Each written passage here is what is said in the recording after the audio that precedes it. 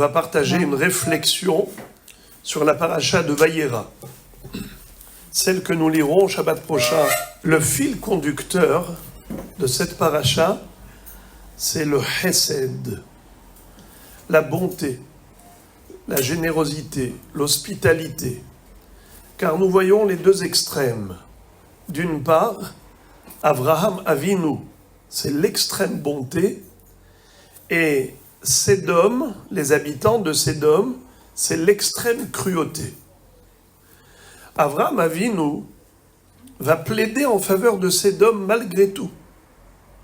À Sédom, ils avaient des lois, ils avaient carrément établi une législation pour interdire l'hospitalité. C'était carrément passible de la peine capitale. Hachamim disent que là-bas, il ne pouvait pas y avoir de gens étrangers qui pouvaient survivre longtemps dans cette ville. Quelqu'un qui était grand de taille, on le mettait sur un petit lit. On disait non, tu ne corresponds pas, alors on va te couper les pieds, comme ça tu seras à la taille du lit. Et inversement, quelqu'un qui était petit, et alors on va t'étirer les mains pour que tu sois à la taille du lit. Chez nous, tout est précis, exact. On ne fait pas des choses qui sont asymétriques. On veut que ce soit homogène, cohérent. Lorsque quelqu'un était venu se plaindre auprès du magistrat, il lui a dit « Regardez, je suis passé dans cette ville, on m'a jeté une pierre. Regardez, vous voyez le sang gicler ?» Alors le magistrat va lui dire « Eh bien, tu dois payer maintenant un salaire à celui qui t'a fait saigner. » Vous savez qu'à l'époque, c'était quoi le traitement médical ? Le traitement médical, c'était des saignées, n'est-ce pas ? Pour retirer le sang pollué, pour qu'il y ait une régénérescence du nouveau sang frais. On appelle ça le sang frais. D'accord ?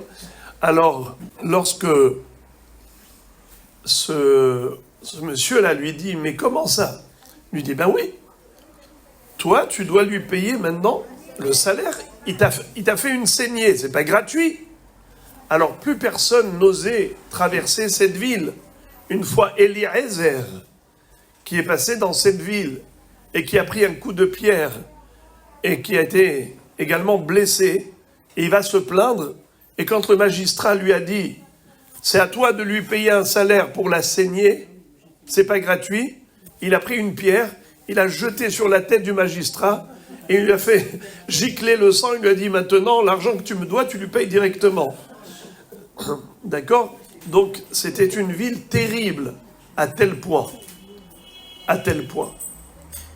que la fille de Lot, vous savez que la fille de Lot avait appris de son père, Lot, ce que lui-même avait appris de son oncle, Avraham Avinu, le Hesed. Elle a vu une fois quelqu'un, un passant, un étranger, un pauvre, qui mendiait, qui quémandait. Elle a eu pitié de lui. Qu'est-ce qu'elle a fait ? Sachant que c'était interdit formellement de donner à manger à des étrangers, elle a fait en cachette.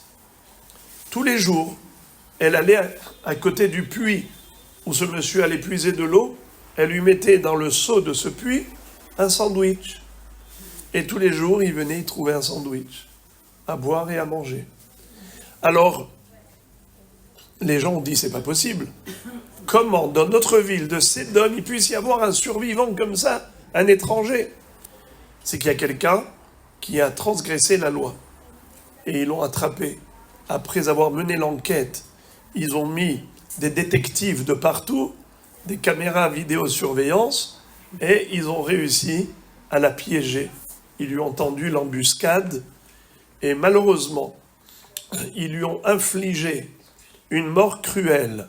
Ils l'ont badigeonné de miel et ils l'ont exposée aux guêpes et aux abeilles, et elle est morte par toutes ces piqûres de toutes ces bestioles. Et c'est là que Akadosh Baruch Hu va dire, ça y est, c'est la fin pour la ville de Sédom. Haketzarakata abaa elai asu. Maintenant que j'ai entendu les hurlements de cette jeune fille, c'est la fin pour Sédom. D'ailleurs, comment Akadosh Baruch Hu va donc détruire Sodome et Gomorrhe, Sédom, Amora, Adma et Tzvoïm? Il va envoyer 2 malachim à Sédom. Sur les 3 malachim qui se trouvaient chez Abraham Avinu, il n'y en a que 2 qui ont été à Sédom. L'un pour la détruire, cette ville, et l'autre pour sauver Lot et sa famille. Finalement, Lot et ses 2 filles ont été sauvées en effet. Mais la femme de Lot, elle a été transformée en statue de sel. Car lorsque Lot a reçu ces 2 malachim en pensant que c'était des êtres humains, il leur a tout offert, tout proposé, à manger, à boire, hospitalité. Et la femme de Lot, qui était une sodomite, qui elle était native de Sédom, elle va chez les voisins en disant « Mon mari a demandé du sel, il a reçu des invités, et il veut du sel en plus pour agrémenter leur repas. » Alors, c'est comme ça que tout de suite, le message est passé au sein de la population de Sodome, et rendez-vous tout le monde pour la grande manifestation contre Lot, qui a osé inviter des gens, envers et contre la législation de Sodome. Et c'est comme ça que, à ce moment-là, les 2 malachim vont agir, et ils vont dire à Lot, nous on est venus pour détruire la ville et pour te sauver à toi. Toute la population qui était autour en train de manifester et qui voulait casser la porte d'entrée de Lot et lui faire du mal, ils ont été frappés de cécité. Ils sont devenus aveugles. Ils n'arrivaient pas donc, évidemment, à atteindre leur objectif.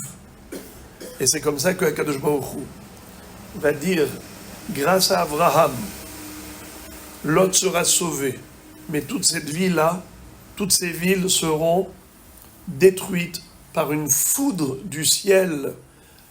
C'est une région qui a été entièrement recouverte de soufre et de sel, qui ne peut plus donner même de l'agriculture, des produits agricoles. Vous allez à la mer morte, même la mer elle est morte.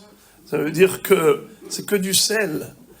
Gofrit va melach serefa kol arza lotizara velotatzmiah. On ne peut pas semer, on ne peut pas récolter. Des gens qui étaient extrêmement riches. Mais justement, ils étaient tellement fortunés qu'ils avaient peur d'être sollicités de trop et de dilapider leur argent. Ça, c'est ce que dit Rabbeinu Yona au nom de la Gemara dans Sanhedrin, que la gravité de Sédom, c'est qu'ils n'ont pas été capables d'altruisme. L'égocentrisme a atteint un tel niveau qu'ils ne pensaient qu'à eux-mêmes, et ils ont même interdit le passage de tout étranger, et jusqu'à même condamner à mort la personne qui soutiendrait des invités, qui accueillerait des gens chez eux, qui offrirait hospitalité, qui ferait preuve de générosité.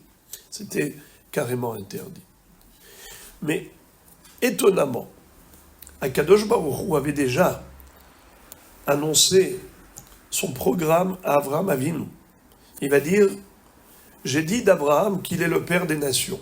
Avraham, Avhamon Goïm Netatir. Il faut que je l'informe. Et quand Akadosh Baruch Hu va dire à Abraham cette chose-là, eh bien, Abraham Avinu, du coup, se met à prier. Il s'adresse à Dieu, mais avec des arguments terribles, en disant, maître du monde, quoi?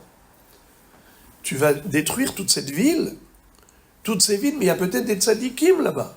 Il y a 5 villes, Sédom, Amora, Adma, Tsevoïm et Bélar. S'il y a 10 tzadikim dans une ville, on a déjà le minyan. Tu ne vas pas détruire ces 5 villes à cause des autres Réchaïm. Quoi? Les tzadikim vont payer pour les Réchaïm? Kadosh Baruch Hu dit, s'il y a 50 tzadikim, eh bien je ne détruirai pas les villes. Il n'y a pas 50 tzadikim. Alors Abraham Avinu va dire peut-être qu'il y en a 45. Pourquoi 45? C'est quoi ce chiffre? 45 divisé par 5, ça donne quoi? 9. Et toi, Kadosh Baruch Hu, tu es le tzadik du monde. Tu t'associes au 9, ça fait le minyan. Il mérite le sauvetage. Il a dit, il n'y en a pas 45. Alors peut-être y en aurait-il 40. Avec 40, on peut sauver 4 villes sur 5. Il a dit, il n'y en a pas. Alors 30, alors 3 villes. Alors 20, alors 10. Il a dit, il n'y en a pas. Après cela, Abraham Avinu n'a pas été plus loin que cela. Pourquoi pas? Rachid de dire qu'il avait déjà parlé de 9 et 1. Je pourrais dire, il n'y en a pas. Et moins de 8, ça ne marche pas. Pourquoi? Parce que Noah et ses enfants existaient à l'époque du Maboul. Noah et ses 4 fils et leur épouse, ça fait combien? 8. Et ça n'a pas suffi pour sauver le monde. Donc, Abraham Avinu n'a pas été plus loin. Il s'est arrêté là. Mais vous voyez, Abraham Avinu plaide même en faveur des gens de Sédom. Regardez l'extrême opposé. C'est-à-dire que eux sont cruels à tel point de tuer toute personne qui soutiendrait l'autre et de décourager les étrangers de se laisser inviter ici. L'hospitalité ne peut pas faire partie du mode de vie de Sédom. Et Abraham Avinu a pitié même d'eux. Il plaide en leur faveur. Mais vous voyez ce qui s'est passé. Qui étaient ces 2 malachim qui ont été à Sédom? Comme on le voit au début de la paracha, il y avait 3 anges qui ont été chez Abraham Avinu. N'est-ce pas? On va tout de suite y revenir. Mais sur ces 3 anges, dont l'un était venu pour soigner Abraham le 3e jour après la circoncision, le 2e était venu pour annoncer à Sarah la future naissance de Yitzhak, et le 3e pour aller détruire Sédom. Mais pourquoi est-ce qu'il avait besoin d'aller chez Abraham, celui-là? 2 malachim étaient amplement suffisants. L'un pour guérir Abraham et l'autre pour lui annoncer la bonne nouvelle. Mais pourquoi le 3e? Pour détruire Sédom? Alors autant l'envoyer directement à Sédom. La réponse, pour mettre en exergue la gravité de la faute de Sodome et Gomorrhe, il fallait passer d'abord chez Abraham, voir cette référence, l'extrême bonté, pour qu'il y ait un contraste avec l'extrême cruauté de Sédom. Pour que Sédom mérite vraiment la destruction, il fallait d'abord passer chez Abraham. Pourquoi? Parce que ils auraient pu dire, mais nous, on n'a jamais eu de modèle, on n'a jamais eu de bon exemple d'hospitalité, de générosité. De qui pouvait-on apprendre? Et non, non, non, non.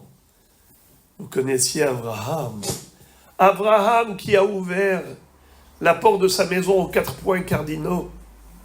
Celui qui ne pouvait pas manger sans invité. Celui qui, à l'âge de 99 ans, le 3e jour, après la Brit Mila, sous un soleil caniculaire, va se mettre à l'entrée de la tente parce qu'il était déçu, frustré, quand Eliezer, son serviteur, lui a dit « Je n'ai trouvé personne pour venir déjeuner avec toi ».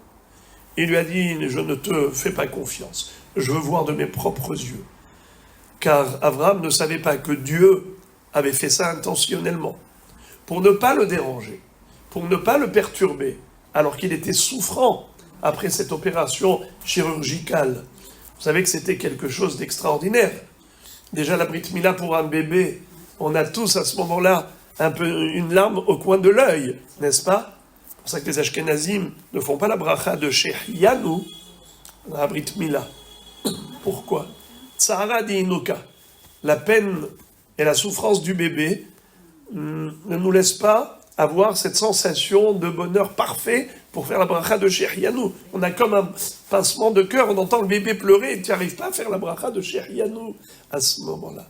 Eh bien, lui, il avait 99 ans, c'était pas un bébé. Et c'est lui-même qui s'est auto-circoncis. Akadosh Baruch Hu était comme son sandak. Vecharot imo haberit. Tu as tranché l'alliance avec lui. Hachamim disent que la main d'Avraham Avinu tremblait. Akadosh Baruch Hu lui a tenu le bras. Parce que c'est extraordinaire. Il n'y avait pas d'anesthésie, de péridurale. C'était à vif. Et malgré tout, le 3e jour, où il était souffrant, quand il voit qu'il n'y a personne avec qui déjeuner, il dit non, je vais attendre ici. Vehu yoshev petach haohel kehom hayom. Et lui était assis à l'entrée de la tente, dans cette chaleur caniculaire, sous le soleil ardent que Akadosh Baruch Hu avait fait sortir de son enveloppe, afin justement de retenir tout le monde chez soi, que personne ose mettre le nez dehors, pour justement laisser tranquille Abraham, qui lui tous les jours accueillait énormément de monde chez lui, pour qu'il puisse se reposer tranquillement. Eh bien, personne ne devait sortir à cause de ce soleil, à cause de cette chaleur. Mais ça n'a pas, comme on dit, ça n'a pas donné froid au dos à Avraham Avinu, cette chaleur. Il a dit, je veux malgré tout trouver quelqu'un. Il est sorti. Et à Kishbochou, on voit donc les 3 malachim sous forme de 3 hommes et Avraham Avinu leur court après. Il les supplie de venir chez lui. Mais vakasha. Il les supplie. Et après, qu'est-ce qu'il fait? Tout de suite, il va dire à Sarah, Mahari, Lushi va au God, s'il te plaît, rapidement, tu vas préparer du pain frais. Et ensuite, vers la Bakarat Avraham, et vers le troupeau, Avraham va courir vers l'enclos. Et qu'est-ce qu'il va prendre de là-bas? 3 veaux, 3 jeunes génisses. Pourquoi? Ben Bakar, Rach Vatov. C'est-à-dire de la viande de très bonne qualité. Et Chachamim de dire, pourquoi 3? Est-ce qu'un seul veau ne suffisait pas? C'est pour donner à chacun une langue trempée dans la moutarde. Ça veut dire que c'était certainement une recette européenne. C'était pas de la harissa. En tout cas, ce qui veut dire que Avraham Avinu a voulu offrir le maximum à ses invités.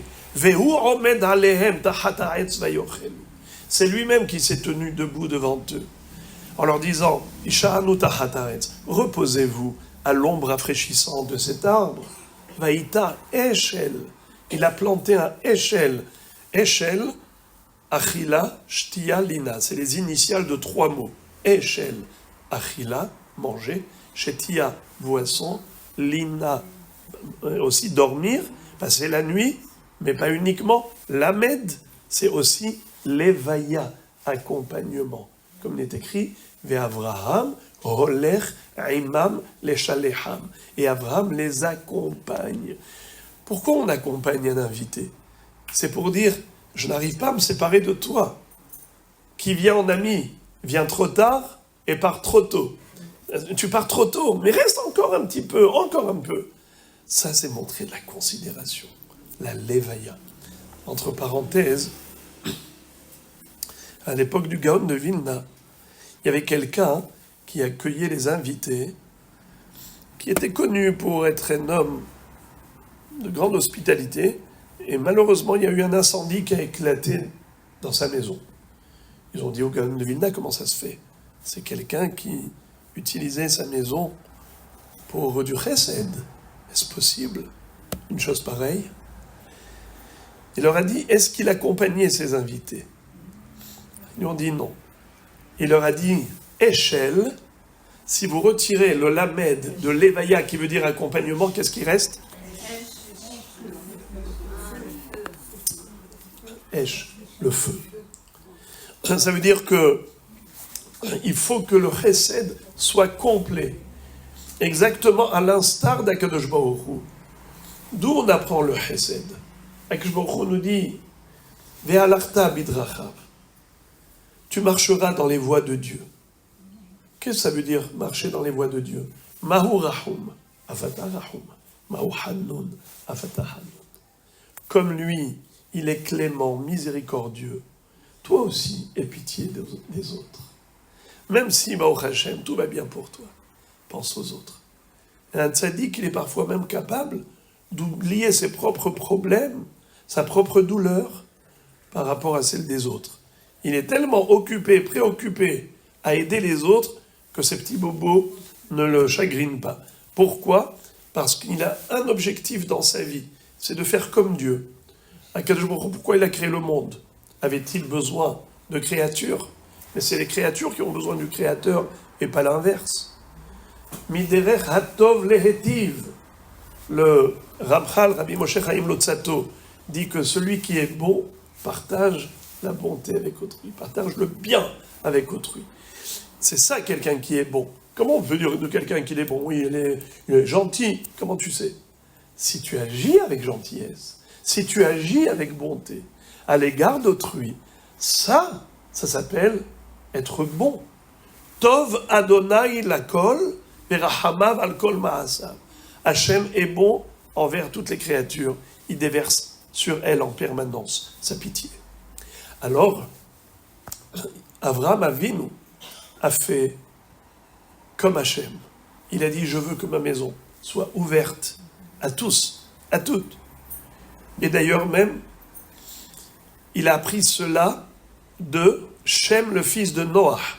Il lui a dit, dis-moi, par quel mérite vous êtes sortis de la Teva? Il y a eu un déluge qui a décimé toute l'humanité. Pendant 12 mois, vous étiez prisonniers de cette arche de Noé. Mais par quel mérite vous êtes sortis de là? Il lui a dit, parce que pendant ces 12 mois, on n'a pas fermé l'œil. On s'est occupé de nourrir les animaux. Chacune de ces bêtes mangeait autre chose, à un autre horaire. Chacune mangeait à un autre moment. Alors on n'a pas pu dormir. Papa et nous étions constamment affairés par l'alimentation des animaux. Eh bien, c'est comme ça que Akadosh Baruch Hu nous a sauvés. Kol hamerachem ala biriot, merachamin alav min hashamayim. Celui qui a pitié des créatures, eh bien, Akadosh Baruch Hu a pitié de lui. C'est-à-dire que dans la Teva de Noach, qui était comme une petite coquille de noix, à l'intérieur d'un tumulte, d'un déluge, imaginez-vous un petit peu, c'est quoi le monde entier couvert de ce tsunami, avec des torrents d'eau bouillante, parce que Akadosh Baruch Hu a fait jaillir l'eau des abîmes, mais pas que de l'eau fraîche, de l'eau bouillante comme Hamé Tiberia. La Gemara dit qu'il reste quelques échantillons des eaux bouillantes de cette époque. Hamé Tiberia. Je ne sais pas si vous avez eu l'occasion d'aller pour des cures thermales à Tibériade. Nous, à l'époque, quand on venait en Israël, il y a très longtemps, il n'avait pas encore établi, tout cet établissement de bains publics avec les eaux de Tibériade. On pouvait accéder directement au puits où circulait l'eau bouillante de ce qu'on appelle en hébreu Hamé Tiberia. Même dans la halakha, à propos de Shabbat, à savoir est-ce que c'est considéré de la cuisson, quelqu'un qui mettrait de la viande par exemple dans de l'eau bouillante de Hamé Tiberia, est-ce que c'est considéré comme de la cuisson? Plutôt, est-ce qu'il existe la notion de Hatmana? Il y a tout un débat. C'est juste pour vous dire que, comme Hamé Tiberia, il y avait dans le monde entier, Hachem a stérilisé le monde, spirituellement parlant. Alors, comment cette petite Teva, elle a pu tenir, même s'il y avait une couche de goudron à l'extérieur et à l'intérieur? Mais on parle de 12 mois ballottés entre les vagues de ce déluge bouillant. Comment? Eh bien, il lui a dit, par le mérite du chesed, de ces actions de bonté, de bienfaisance et de bienveillance à l'égard des animaux. Ça nous a valu la protection divine. Je vous aussi a eu pitié de nous. Abraham Avinu va dire, si Dieu apprécie même la bonté à l'égard des animaux, à plus forte raison à l'égard des humains. qui ont été créés à l'image de Dieu. Donc c'est sûr qu'Akadosh apprécierait davantage, eh bien je m'y investis dans ce domaine. Et c'est comme ça qu'il va ouvrir sa porte aux 4 points cardinaux. Et c'est comme ça qu'il va même enseigner la connaissance de Dieu, la reconnaissance d'Hachem. Comment? Après manger, il lui disait merci, merci. Il dit, quoi merci? Dites merci à celui qui a créé l'aliment. Moi, que je vous ai servi, mais qui a créé tous ces aliments? On dit, on ne sait pas. C'est Akadosh Baruch Hu, le maître du monde. Celui qui t'a créé à toi aussi. Qui a créé le monde entier. Ah non, non, nous on n'a jamais entendu parler de ça. On ne va pas dire merci. Nous on connaît les idoles X, Y, Z, toutes sortes de statues. Il leur dit, alors dans ce cas-là, je vous fais payer le repas. Combien coûte le pain? Combien coûte le repas? Il lui dit, ben, le pain déjà, c'est 10 000 euros. Le poisson, 20 000. Et la viande, 30 000. Et c'est quoi ces prix-là? D'où tu sors ces prix-là? Ça vaut peut-être 2 euros. Il dit, mais pas dans le désert. Là, vous êtes dans un endroit où il n'y a ni Osher Had, ni Rami Levi, ni Monoprix, ni Carrefour.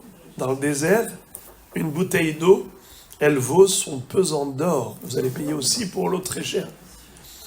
Alors, ok, qu'est-ce que tu as dit? Comment il fallait dire pour dire merci à Dieu? Baruch ata Hashem, il leur apprenait Birkat Amazon. En araméen, dans le Midrash, c'est écrit, il leur disait, dites, Berich Rahamana, Mare de Alma Kula, Mare de Haipita. Ça veut dire quoi? Béni soit l'Éternel, maître du monde, qui a créé ce pain.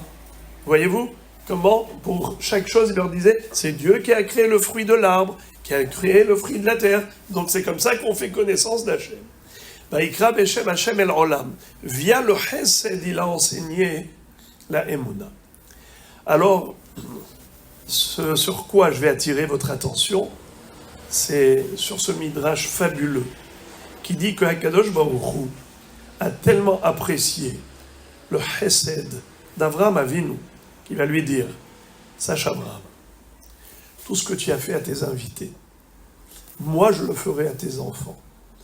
Quand ils seront dans le désert pendant 40 ans, ils vont être nourris de la manne céleste parce que toi tu as offert du pain à tes invités.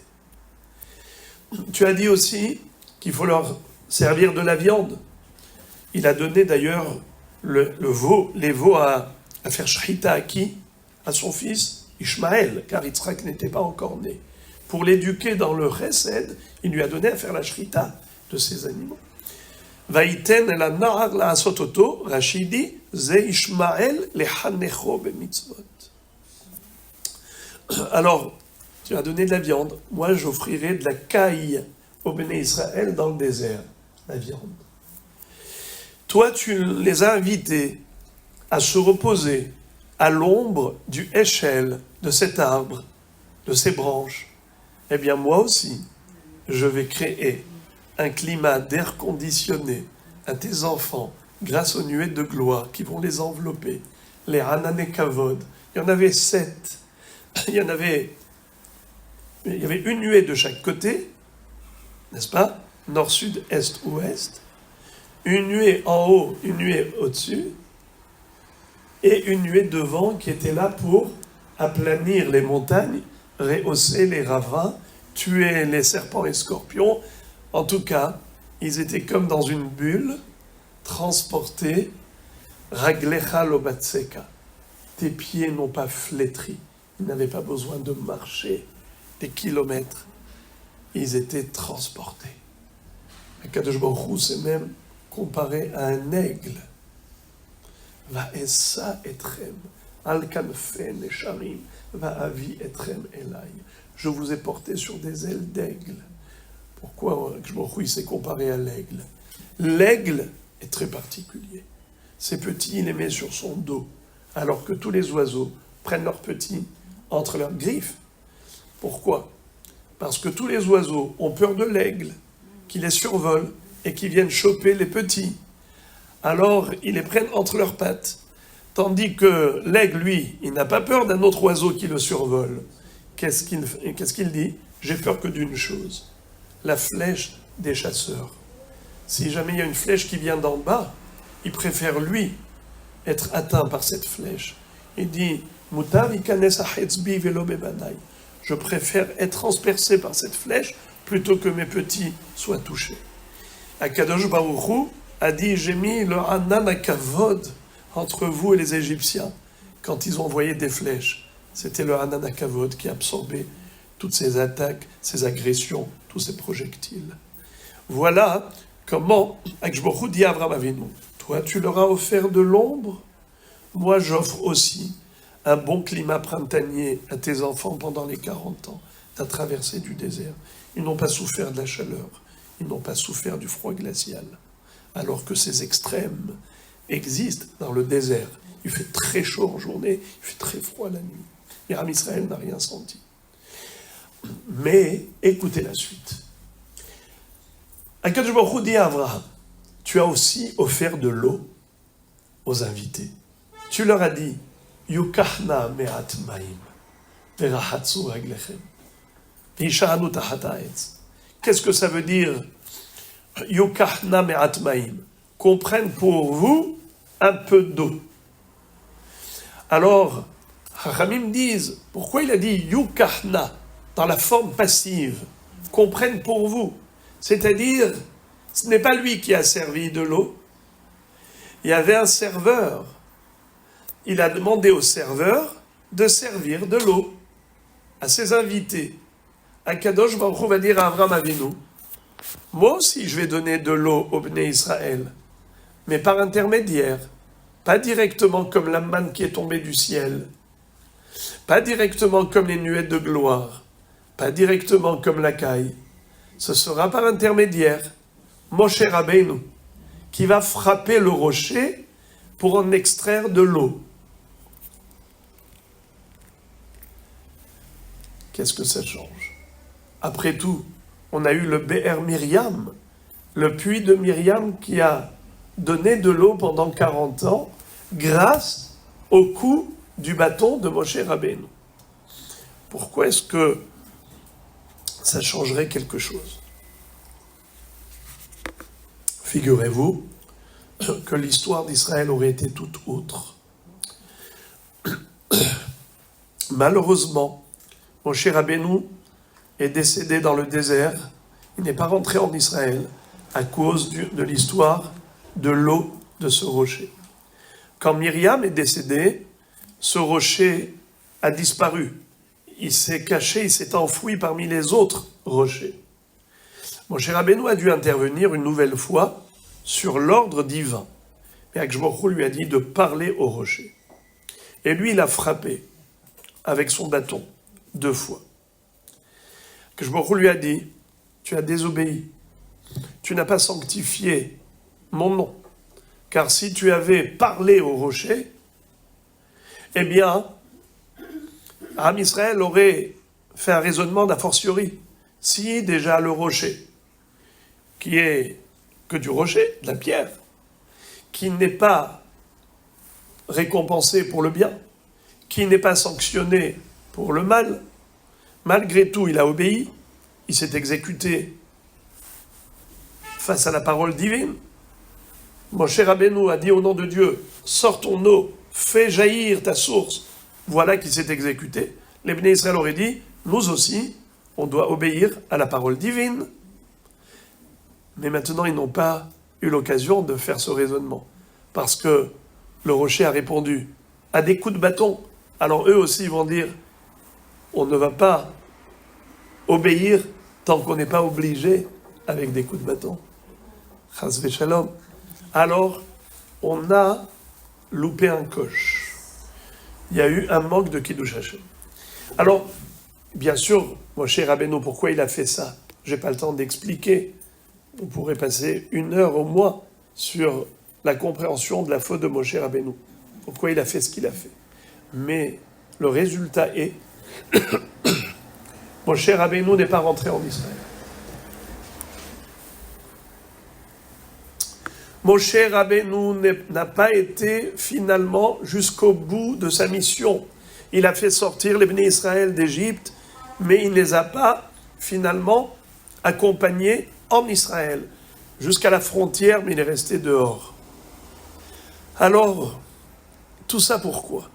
Parce que Avraham Avinu n'avait pas donné de l'eau lui-même à ses invités, il a fait par l'intermédiaire d'un serveur. Alors que Baruch Hu aussi a dit Mida keneged mida, mesure pour mesure. L'eau, je donnerai à tes enfants comme toi tu as donné à tes invités, mais exactement dans le même format, par l'intermédiaire de Moshe Rabbeinu. Et si Akshboru avait donné de l'eau sans intermédiaire, directement comme la pluie qui tombe du ciel, comme la manne est tombée du ciel, eh bien on n'aurait pas eu recours à l'intervention de Moshe Rabbeinu, et il n'y aurait pas eu cette défaillance finalement, Moshe Rabbeinu aurait pu rentrer en Israël. Comment on a perdu cette occasion? À cause de quoi? Avraham Avinu n'a pas donné de l'eau lui-même. Question. La question que pose le Rav Yosef Tzvi de Salint. Il dit, mais est-ce que vraiment Avraham Avinu n'a jamais servi de l'eau lui-même à ses invités? Ça faisait déjà 99 ans qu'il faisait du chesed. 99 ans qu'il a ouvert sa tente à tous les passants. Ne me dis pas qu'il n'a jamais pris une bouteille d'eau pour servir dans le verre de ses invités. Ne serait-ce que pour faire un lechaïm avec de la bourra. Qu'est-ce que ça veut dire ça? Que Baruch Hu lui tient rigueur pour une fois. Comment Hachem lui tient rigueur pour une fois? La réponse, c'est que, en fait, Avraham Avinu, bien sûr, que durant sa vie, il avait servi lui-même de l'eau. Mais Akadosh Baruch Hu lui a dit, Avraham, ce jour-ci, tu as sublimé, tu t'es surpassé. Ton chesed a dépassé toutes les limites naturelles. Quel est l'être humain qui est capable de faire ce que tu as fait? À ton âge, le 3e jour après la Brit Mila, dans une canicule pareille, de te mettre à courir derrière des étrangers que tu ne connais ni d'Adam ni d'Ève, et qui paraissaient d'ailleurs comme des Arabes, et tu veux absolument avoir quelqu'un à ta table au lieu d'aller te reposer quand tu es si fatigué. Ça, c'est pas de l'ordre naturel de l'esprit humain. Tu as décidé d'aller à l'extrême pour faire plaisir à Dieu, pour ressembler à Dieu, pour faire que du bien, et encore du bien, et ne pas t'arrêter de faire du bien, dans toutes les circonstances, dans toutes les situations. Si c'est ainsi, moi aussi, quand tes enfants auront besoin de nourriture surnaturelle, de boissons surnaturelles, d'air conditionné surnaturel, je leur donnerai. Comme toi, tu as été au-delà de la nature humaine, moi j'irai aussi au-delà de la nature du monde, de l'univers tout entier. Il y a une nature qu'Hachem a instaurée. C'est le programme du monde. C'est la nature. Mais Akshboch dit, Avraham Avinu a été au-delà des limites naturelles, moi aussi j'irai au-delà des limites naturelles. Et ses enfants auront dans le désert tout ce qu'il faut. Ils auront des conditions paradisiaques à l'intérieur d'un désert infernal. C'est la raison pour laquelle, puisque la référence du Chesed d'Avraham Avinu, c'était précisément ce jour-là, ce qu'il a fait, c'était surnaturel, car tout le Chesed accompli jusqu'à présent était naturel. Ce n'était pas après la Brit Mila, ce n'était pas dans une chaleur caniculaire. Nachon, eh bien, ça c'était bien sûr extraordinaire, mais ça reste naturel. Voilà comment Avraham Avinu, dans cette paracha de Vayera, la Torah nous le décrit comme étant l'homme qui a été au maximum du maximum de ce qu'un être humain est capable d'atteindre comme niveau de bonté pour ressembler à Dieu, qui est celui qui donne tout le temps. Poteach et yadecha ou masbi'a echol hay ratzon. Il ouvre sa main et il donne, et il redonne la vie et tout son contenu. Tout ce que nous avons à chaque seconde de notre existence, ce n'est rien d'autre qu'un cadeau divin.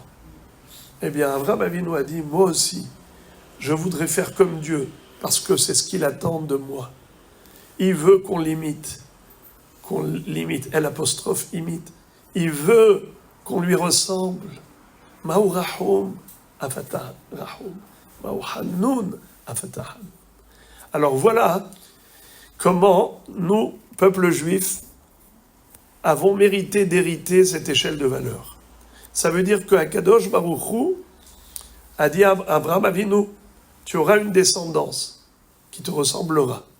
Et Chachamim de dire dans la Gemara Yebamot, c'est quoi les simanim, les signes distinctifs du peuple juif? Comment peut-on savoir à quoi ressemble une personne juive?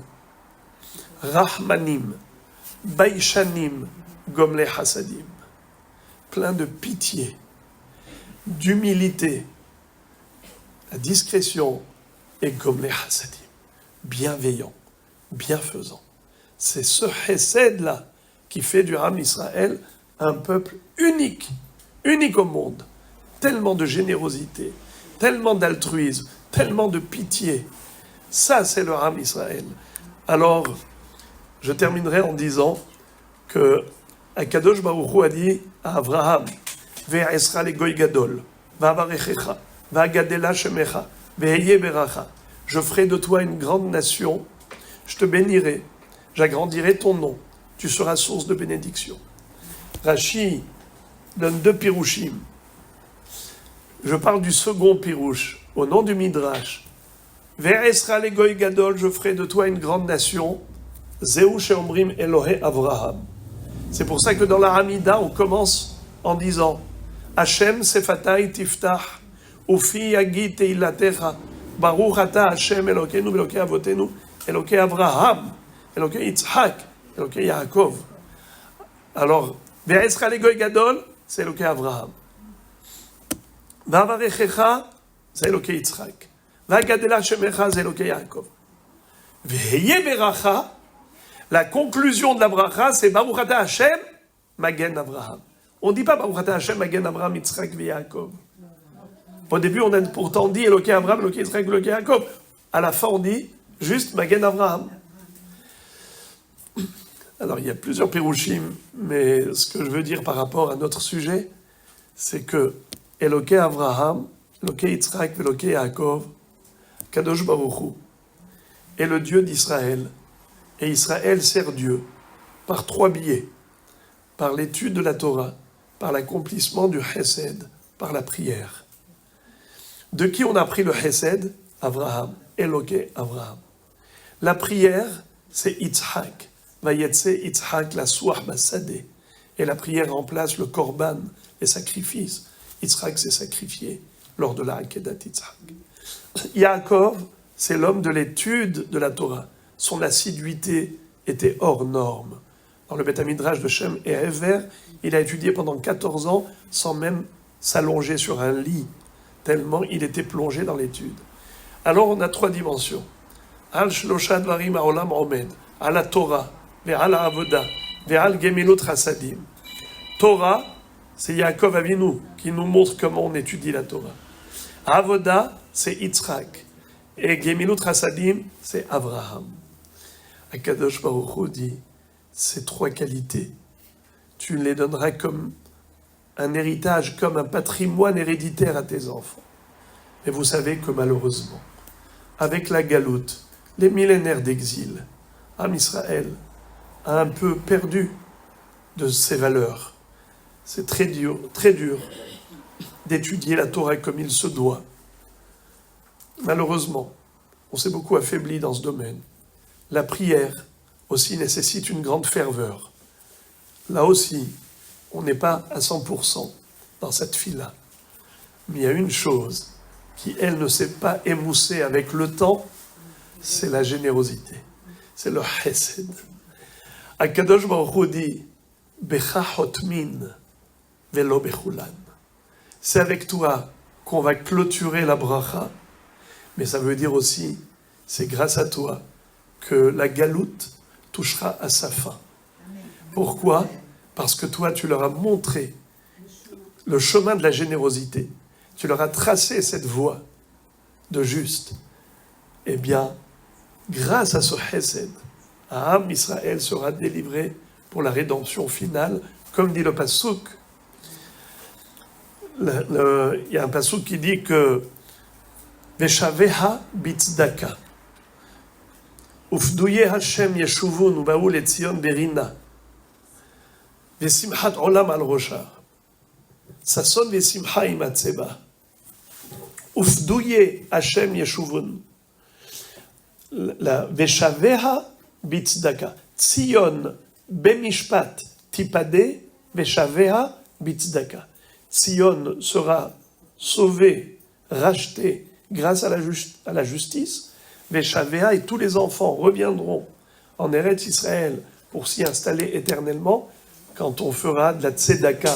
Et en effet, Baruch Hashem, c'est une mitzvah qui nous accompagne dans toutes les générations et tout le temps, et ça n'arrête pas. Yeratzon que par tous ces efforts, Akadosh Baruch Hu, très très bientôt, accomplisse la promesse de la Géoula qui a été faite à nos ancêtres.